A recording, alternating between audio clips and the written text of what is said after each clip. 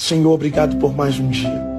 Obrigado por respirar, por estar vivo e pelo dom da vida. Enquanto muitos desejaram acordar, o Senhor me concedeu mais uma vez esse privilégio de estar de pé e seguir em direção aos meus sonhos. Senhor, vai na minha frente, seja o meu escudo, a minha proteção, o meu socorro bem presente na hora da angústia. Quebra todas as barreiras, as armadilhas do inimigo e me faz chegar no lugar do meu propósito. Que nada venha abalar a minha fé. Que continue acreditando nas suas promessas e seguindo em direção a ela. Abre a minha visão para que eu possa enxergar os lugares que eu preciso permanecer e os lugares que eu preciso sair.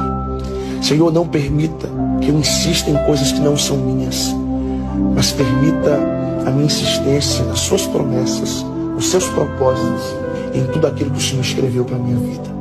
É o que eu te peço, em nome de Jesus.